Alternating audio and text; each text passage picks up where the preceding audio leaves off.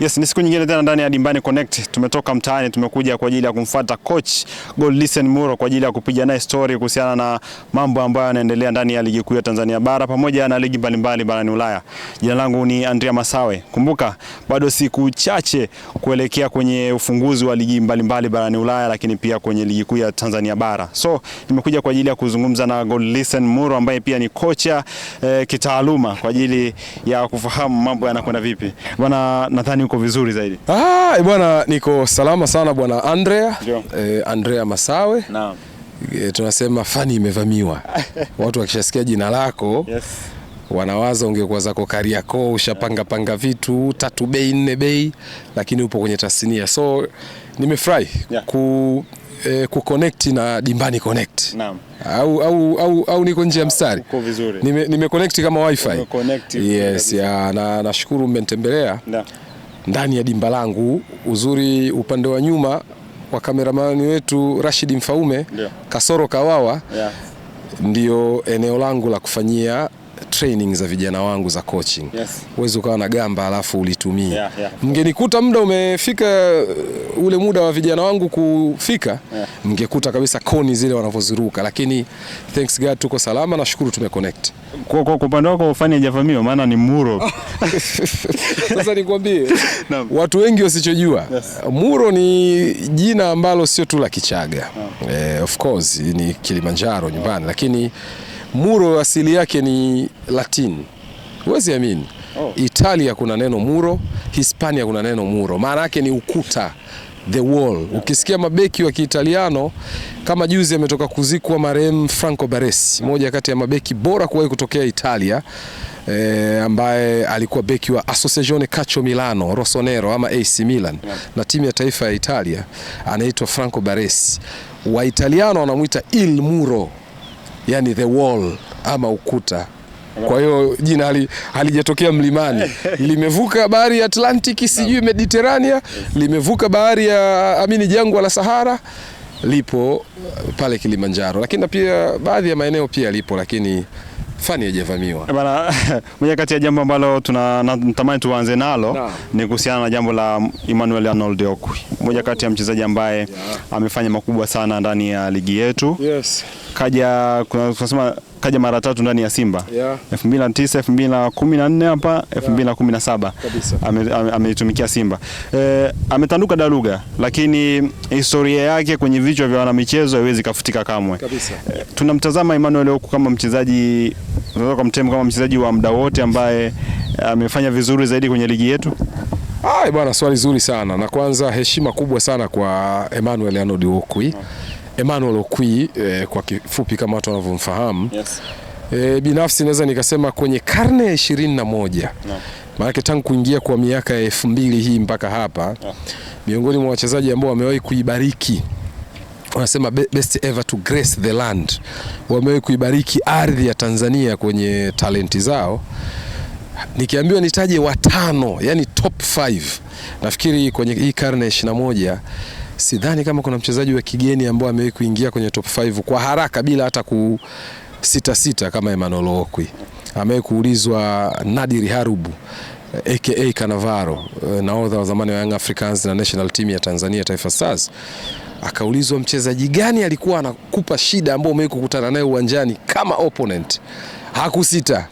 Yani hakumtafuta. Unajua kuna ile unaanza nafikiri alienda straight forward. Emmanuel Okwi kutoka Uganda. Nafikiri alikuja kama kijana mdogo hapa Tanzania, miaka nafikiri ilikuwa 18, 17. Alikuja very young.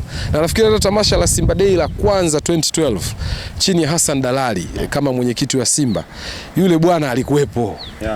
Au sio? Wakati Simba wanamfunga Young Africans 5-0. Shomari Kapombe akicheza kama center back.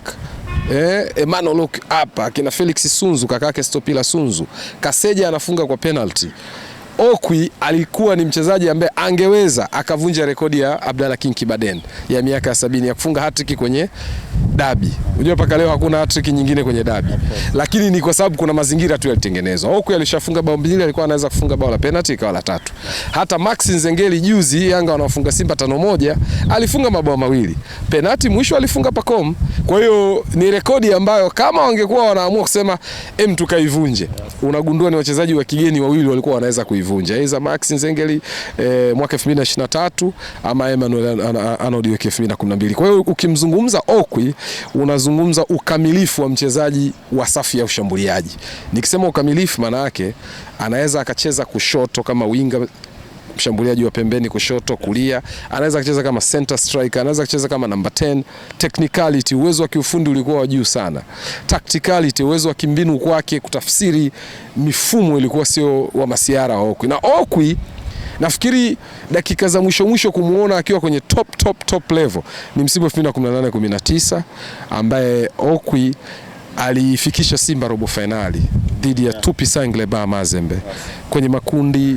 Ahali, JS Saoura, Association Sportive Vita Club. Vita anatolewa hapa kwa Mkapa 2-1 mechi ya mwisho ya makundi. Simba ndo wanafuzu kwenda robo finali. Okwi ndo alifanyiwa sabu akaingia Nionzima ndo anaenda kufanya maajabu, pasi zake, Boko anaweka ndani, Chama ana score bao. Kwa hiyo hata zile nyakati za Simba bora kuanza kusumbua bara la Afrika kwa msimu wao wa kwanza 18-19, Okwi alikuwa miongoni mwa washambuliaji wa juu, akitokea kushoto, kulia Boko, katikati alikuwa Kagere. Walikuwa wanasimama washambuliaji watatu wa kocha Patrick Ausems ambaye alikuwa ameshachukua mikoba ya kina Pierre Lechantre na kadhalika. Kwa hiyo anabakia kuwa kwangu mimi top 5 ya wachezaji wa kigeni bora kuwahi kuibariki ligi yetu. Anaweza kaingia hapo Chama, anaweza kaingia Azizi Ki, au sio, anaweza kaingia Fiston Kalala Mayele, anaweza kaingia Okwi, anaweza kaingia yani Kibangala. Nafikiri wako wengi, lakini next time nafikiri kwenye Dimbani Connect tunaweza tukaja na top 20 ya best foreign players, wachezaji wa kigeni bora kuwahi kuibariki ligi yetu. Lakini Okwi, respect kwake, anaondoka mpira haumdai. Anaweza kuwa hana AFCON, hana CAF Champions League, hana CAF Confederation, lakini amefanya kila alichoweza kupitia miguu yake miwili, kupitia mwili wake, kufanya ulimwengu wa soka na umma wa football, hasa timu hizo. Kumbuka amecheza pia Young Africans, ukumbuke hilo. Yes. Labda unajua kwenye masuala ya mchezaji kuwa legend kwenye timu fulani, of course kwetu sisi inakuwa kama tofauti. Na ni kipi ambacho kinasababisha? Kwa sababu nikimwangalia mtu kama Jonas Mkude kaitumikia Simba kwa mafanikio makubwa sana, lakini hakufanyia chochote ambacho kinaonyesha heshima ya Jonas Mkude. Lakini pia John Rafael Boko hatukuona kile ambacho watu wanafanyia kama Tito, kama Lionel Messi huko alivyoondoka FC Barcelona. Kipi ambacho kipo kwenye timu zetu? Why hatuheshimishi wale ambao wametuheshimisha? Nafikiri kwangu mimi naweza nikasema si tatizo wala hakuna tatizo. Issue ni mchezaji amemaliza vipi. Kwa mfano ukimgusa Mkude hakumaliza Simba. Si mtu ambaye alikuwa anamalizia msimu wake akiwa na Simba Sports. Alienda kumalizia akiwa na Young Africans. Na siwezi kusema amemaliza kwa sababu amekosekana, tujamuona kabisa msimu uliopita wote, lakini hajawahi kutangaza amestaafu, which means bado yuko kwenye football. John Rafael Boko alikuwa anamaliza na alishaanza kupewa kazi kwenye timu za vijana kama coach baada ya kuhitimu mafunzo yake na course za coaching, lakini baadaye alikwenda JKT. Ilikuwa ni ngumu kwenda kumchomoa JKT uje umfanyie standing ovation, farewell ceremony kama zile, au sio? Lakini mara nyingi huwa ni rahisi kufanyiwa kama tu mchezaji anamaliza kwenye jezi husika. Kwa mfano, Chama leo akitangaza kustaafu, bila kujali alipita Yanga, alipita Singida, alipita Dynamo na kadhalika, Simba watamfanyia, au sio? Hata Europe ambao tunasema Ulaya ndo wana utamaduni mzuri kwa kuheshimisha wachezaji wao, bado nitakwambia kuna wachezaji mpaka leo wamestumikia klabu zao kwa mafanikio makubwa, hawakufanywa sherehe yote. Iker Casillas, nahodha wa Madrid na national team ya Spain, kwa mafanikio alienda kumalizia huko FC Porto, hakuweza kumalizia Madrid. Ilikuwa ngumu sana kuona anakuja kufanywa pale nyumbani. Zungumza kundi la kina Sergio Ramos, hakumalizia pale. Raul Gonzalez Blanco, ilifika wakati wanasema Real Gonzalez au Raul Madrid na sio Real Madrid, lakini hakuweza kumalizia pale. Lakini wachezaji ambao mara nyingi wanamalizia pale afu wanaenda mbali zaidi kama Andres Iniesta, aliagwa na Barcelona akaenda zake nakumbuka walikuwa wamekwenda Japan, sio? Xavi Hernandez anakwenda Qatar. Wote waliagwa vizuri kwa sababu akina Sergio Busquets, kwa sababu walikuwa wanaamini anamaliza hapa lakini atakwenda nje ya Ulaya, hata baki hapa Ulaya. Kwa hiyo ni sawa sana tutasema kwa ardhi ya Ulaya nzima amemaliza. Ni kama Mo Salah sasa unaona anaelekea labda Uturuki. Lakini uzuri Salah ameagwa siku ya mwisho pale. Arne Slot anamaliza zake msimu kama kocha wa Liverpool. Salah aliagwa mechi yake ya mwisho na alikuja pale tena. Nilichopenda Salah si ni tamaduni za Kiarabu, si ni za kidini. Alikuja, unajua aliagwa akiwa pekupeku baada ya ile mechi kama unakumbuka, niliziangalia zote zile mechi 10 za mwisho za msimu. Niliziangalia kwa sababu chama langu Arsenal tulikuwa tunaenda kabidhiwa ubingwa Selhurst Park, maskani ya Crystal Palace. Lakini nilivyo switch Anfield, Salah alirudi pekupeku na mkewe na watoto wake, wakaenda kuagwa vizuri pale. Ni tamaduni tu, hata Mamelodi Sundowns pitch feeling wanafanyaga wakiwa pekupeku bana. Hiyo ni kwa upande wa tumetrace back kidogo kumzungumzia Emmanuel Okwi pamoja na mambo ambayo yanamhusu Emmanuel Okwi. Sasa tunakwenda kuangalia msimu mpya wa ligi kuu ya NBC Tanzania Bara. Moja kati ya jambo zuri ambalo linafanyika hivi sasa ni ujenzi wa vikosi. Watu wanajiandaa vizuri kwa ajili ya msimu mpya. Na kidogo napenda tuizungumzie kwanza Young Africans. Mabingwa wa ligi kuu ya NBC Tanzania wanakwenda kwenye msimu mpya. Wamefanya sajili fulani hivi ambazo zinatisha kweli kweli. Moja kati ya eneo ambalo napenda tuliguse kwanza kabisa ni kwa mwalimu. Mwalimu ni mpya ndani ya kikosi cha Young Africans. Nadhani pia anafundisha ligi kuu, anashiriki kwenye ligi kuu ya Tanzania kwa mara ya kwanza pia. Labda hii inaweza ikawa na changamoto kidogo kwenye benchi la ufundi la Young Africans. Mbona hujamtaja jina? Unaogopa zile lugha za WhatsApp. Nimekuachia na wasandae wanasema Mangoba Mngiti kutoka Afrika Kusini. Majina ya Kizulu hayo, lakini sidhani kama ni majina yanayoingiliana sana na kwetu. Maybe makabila kama Wahadzabe, Wasandawe, wa Iraq ambao wanatoka Mbulu, inaweza kuwa rahisi zaidi kwao, kwa sababu Afrika Kusini pia kuna majina ambayo ni ya Kibantu ya kawaida.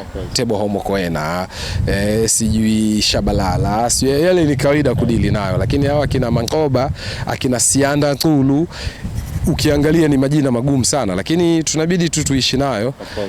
Kuna mtu mmoja alitaka jina fulani hivi la msanii mmoja hivi gumu tu, tunalitumia hilo kwa ajili ya kocha. Lakini anyways, nafikiri mimi huwa si mfuasi sana wa kuamini kwenye tunasema uwenyeji ama kuwa familia na mazingira ndio ufanye vizuri. Unaweza kuwa familia na bado maisha kama magumu. Tunaona timu nyingi tu zinafundishwa makocha wazawa, makocha wenye uzoefu ndani ya nchi yetu, wamezaliwa hapa, wamekuwa hapa, wamezeekea hapa, lakini hazijai kuwa na mafanikio.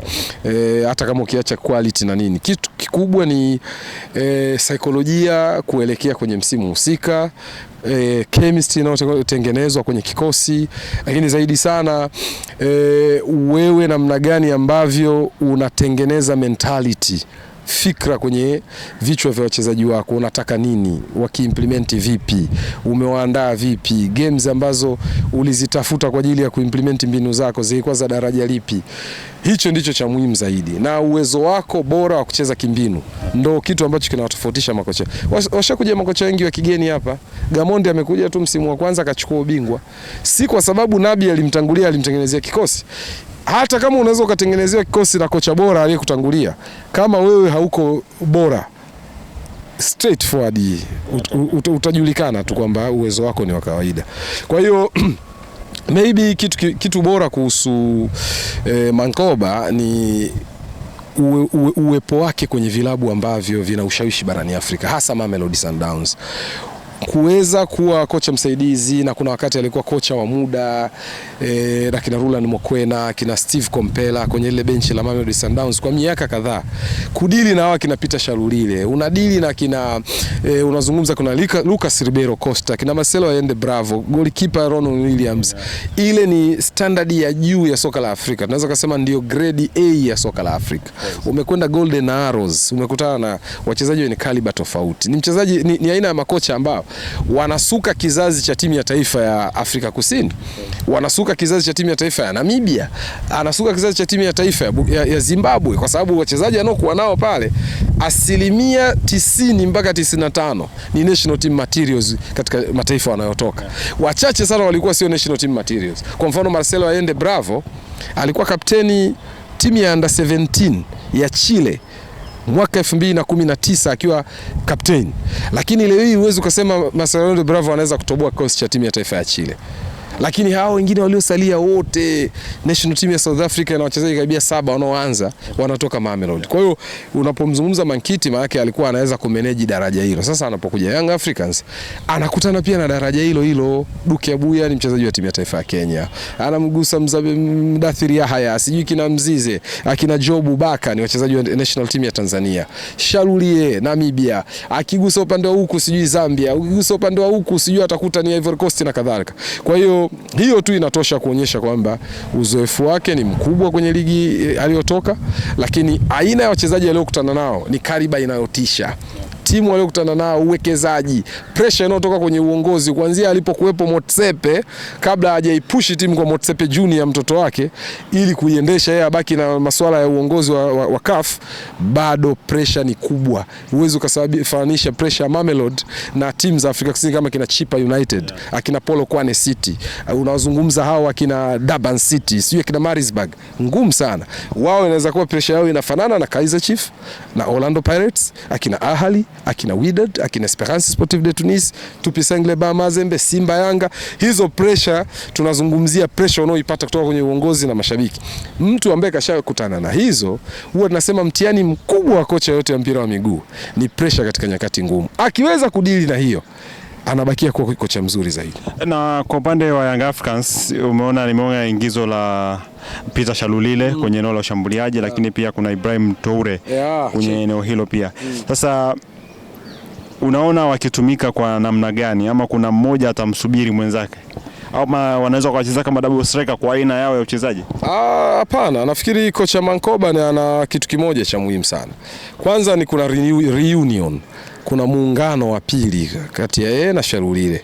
Amemkocha Shalulile pale Mamelodi Sundowns, anafahamu tabia za Shalulile ndani ya kiwanja, nje ya kiwanja, kwenye mifumo ipi anaweza akaflourish na kwa haraka tu kwa faida ili mtazamaji asiwe na maswali mengi. Shalulile ana flourish kama timu inamfikia, kwa sababu wale tunasemaga ni fox in the box.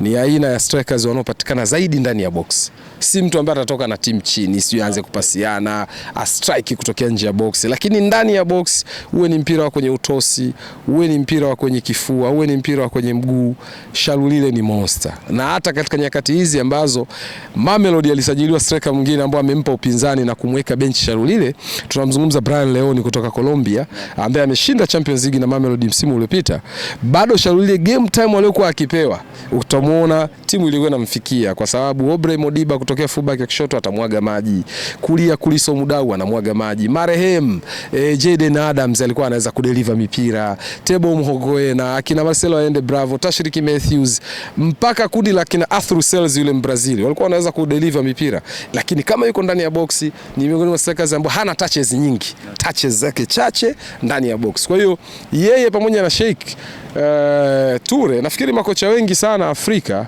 na duniani wana prefer kucheza na mshambuliaji huyu kwa sababu ya kubalance possession ya team dhidi ya wapinzani.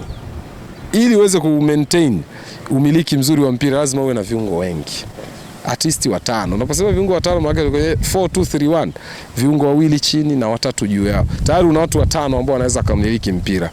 Ukishakuwa na striker namna hiyo, yes, na ukishakuwa na striker wawili umepunguza kiungo mmoja, kati ya 5 wanabakia 4. Sasa inategemea na timu unaocheza nayo. Unaweza kuwa unacheza na timu imepaki basi muda mrefu, haivuki mstari wa katikati. Kwa nini ucheze na viungo wengi?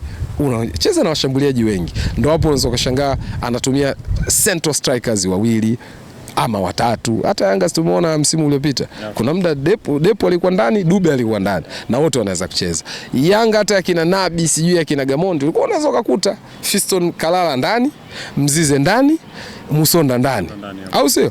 Lengo ni unacheza na timu ya namna gani? Unacheza na timu ambayo haikushambulii sana, punguza idadi ya viungo, uwe na washambuliaji wengi. Kwa usajili huu wa Young Africans tunaweza tukasema wanaweza wakatupa kitu labda kwenye ligi ya mabingwa barani Afrika labda, na wanaweza wakabadilisha labda sehemu ambayo wanafika, kwa sababu wamekuwa kiishia sana makundi, nusu, robo finali. Asije kuona hatujazoea sana nusu finali wala finali. Sasa kwa usajili wa msimu huu Young Africans anaweza kafika mbali zaidi ya pale ambapo tumezoea kufika. Yes, hatua unazinunua, hatua zinanunuliwa kwa fedha. Mashabiki hawanunuliwi. Unaweza kuwa na mashabiki, ukifanya vizuri wa kwako, ukifanya vibaya wana pull down kidogo, wanatulia, lakini ukirudi kwenye ubora wako utaona wanarudi wale wale, hawanunuliki. Lakini mambo mawili ambayo ni rahisi kuyanunua kama fedha ipo, benchi la ufundi unalinunua. Mimi namtaka Pitso Musimane, namtaka Mankoba, namtaka sijui kocha kama Ribeiro aliyokuwa Orlando na kadhalika, namtaka Mokoena, utamnunua kwa sababu naitaka akili yake.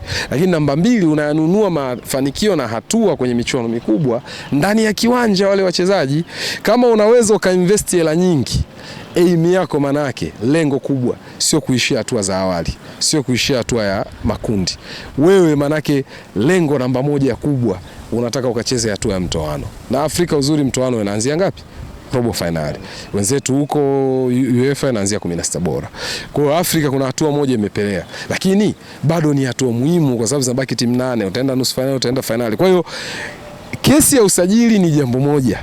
Kesi ya timu kuklik na kuamini hii ni timu ya kwenda kutoa result game by game ni jambo la pili, ambao unamwachia kocha atakavyoiunda chemistry, atakavyotengeneza utulivu kwenye dressing room, kwa sababu leo kila player ambaye ametua pale anajihisi mkubwa. Yes, Shalulie wewe tunajulikana umeshafanya makubwa, ni top scorer wa muda wote ligi ya Afrika Kusini, lakini Sheikh Toure anajiona nimekuja hapa sio kwa bahati mbaya. Kangwanda imekuja sio kwa bahati mbaya, au sio? Zakuani kutoka Komoro anasema sio kwa bahati mbaya. Watakuja kina Mwijage wale amesajiliwa kutoka KMC, of course katika top quality ya loko nimeonekana mimi, so I have to go to fight for my number. Lazima akaipiganie position yake. Atakuja Mohamed Musa kwenye center back bwana, sawa nilikuwa Kagera nikaenda Mashujaa lakini nimeitwa hapa. Abdul Nasir Asa Gamali full back of course na compete number na Yao Kwasi, lakini lazima nionyeshe kwa nini Israel Mwenda alikuwa anaweza kupangwa, leo hii ameondoka. Kwa hiyo nafikiri sasa katika hizo ego tunasema ujivuni wa wachezaji wote, nani ana control ego za wachezaji? Ni mwalimu. Kwa kama atafanikiwa kuzipata zile ego zigeuke kuwa juhudi ndani ya kiwanja, yani ule ujivuni wa kila mchezaji mgeuzeni iwe impact sasa ambao ni result ndani ya kiwanja. Of course hatua nzuri wanaweza wakafika, kwa sababu mara ya mwisho ni dhidi ya Mamelodi Sundowns hii ya Shalulile ambaye ameondoka Shalulile, na Mankoba alikuwa kwenye benchi la ufundi. Yanga alifikia robo finali wakaondolewa kwa matuta, tena Aziz Ki bao lake lilikataliwa, ambao hata Motsepe rais wa CAF na mmiliki wa Mamelodi Sundowns alikuja kukiri wazi kweli ilikuwa ni bao, lakini kutokea hapo amestack mara mbili. Mara ya kwanza amevuka kwenye kundi lake Al Hilal Omdurman na MC Alger. Mara ya pili msimu uliopita kavuka Ahli ya Misri pamoja na FAR Rabat. Kwa hiyo wanahitaji kurejea kwenye, na ushakuwa na material hizi za aina ya wachezaji hawa, maana yake wewe umeitangazia Afrika niko kivita. Namba moja, umezifanya timu nyingi zikicheza na wewe zitakuja zitauma meno, kwa sababu watu wakija tu wakifungua tu gazeti lao wana Djigui Diarra kutoka Mali, golia bora wa Mali kwa hivi sasa, wanapita Shalulile, wana Max Nzengeli. Kwa hiyo kuanzia hapo sio tu kwamba wewe umejitengenezea mazingira rahisi, umetengeneza ugumu, lakini kwenye huo ugumu una quality ya kuweza kudili na huo ugumu, kwa sababu hakuna timu sasa hivi itakayocheza na Yanga bila kuambiana pale kuna Shalulile, pale kuna Djigui Diarra, kuna Dickson Job, sio kuna Baka na kadhalika. Yes. Nimeona ingizo la Faruk Kamara kwenye back kwenye la back wakati. Sasa nimepita kwenye page mbalimbali za watu wanavyoandika, wameandika kama Baka na Dickson Job imeingia changamoto kubwa sana kati yao. Sasa kwa namna moja ama nyingine unaona wakipata changamoto kwenye ingizo la Farouk Kamara, ama Farouk Kamara anakuja kuwa kama mchezaji ambaye anasubiri bench. Nafikiri Farouk Kamara yupo na Fredi Ngoma pia waliingia back to back. Kamara ni miongoni mwa defenders wazuri ambaye ni versatile player. Ni mchezaji ambaye ni kiraka. Anaweza kucheza kwenye kiungo wa chini, anaweza kucheza kwenye center back. Bahati nzuri ni kwamba namba sio zawadi. Position ya kuanza kwenye kikosi sio bonus unapewa kwa sababu nilimsalimia mwalimu, niliwahi mazoezi. Ni result ya performance, ni result ya kile kinachoonekana kwenye uwanja wa mazoezi, ni result ya kile ambacho huwa unakideliver mwalimu akikupa kwenye uwanja wa mchezo. Kwa hiyo nafikiri Jobu na Baka Mwamnyeto wameshaletea changamoto nyingi sana na wameweza kudili nazo, kina Mamadou Doumbia hao, au sio? Amekuja Frank Yasinki, au sio? Wameshaletewa defenders wa aina tofauti tofauti. Jobu ametoka Mtibwa, alimkuta mtu anaitwa Lamine Moro pale, na ndo alikuwa kapteni wa timu, lakini brain yake, commitment yake kiwanjani, discipline ndani na nje ya kiwanja. Nafikiri kitu kizuri kwa walimu huwa wanasema kuna ile kichwa kinauma positively, yani unaumwa kichwa lakini katika mtazamo chanya, kwamba makocha wengi wanapenda kuumwa kichwa kwenye mtazamo chanya. Naumwa kichwa kwa sababu na wachezaji wengi afu bora, sio naumwa kichwa kwa sababu na kikosi chembamba, quality ndogo. Kwa hiyo nafikiri kwa Yanga ni faida zaidi kuliko hicho anachokiandika. Kila mtu ana mtazamo wake na anaheshimika, na tunathamini kila mtu na mawazo yake, lakini binafsi kama Muro ninachokiwaza huwa ni kama ameingia na ni bora, naamini katika faida zaidi ya kitimu kuliko hiyo challenge atakayoenda kuwapa, kwa sababu whether ataanza nani na nani bado ni kwa ajili ya jezi ya Young Africans, sio kwa ajili ya mzawa ama mgeni na kadhalika. Bado narudia kile ambacho huwa nazungumza katika sessions mbalimbali za sports. Namba haupewi na mwalimu kama zawadi, sio bonus, unaipigania. Wana moja kati ya jambo ambalo ni la umuhimu na la kufahamu ni kwamba tutakuwa tunakuletea segment hizi kali kweli kweli siku baada ya siku. Kumbuka tumetoka kuiongelea Young Africans, tutaendelea kuiongelea, lakini hivi sasa tunaenda kwa upande wa Simba Sport Club. Usisahau kusubscribe page yetu ya Dimbani Connect, lakini tupo Instagram, tupo Twitter, tupo TikTok, tupo Facebook kwa jina la Dimbani Connect. Subscribe pale YouTube, lakini tufollow kupitia mitandao ya kijamii ili uweze kupata kila kitu ambacho kinatokea kwenye ulimwengu wa soka duniani kote.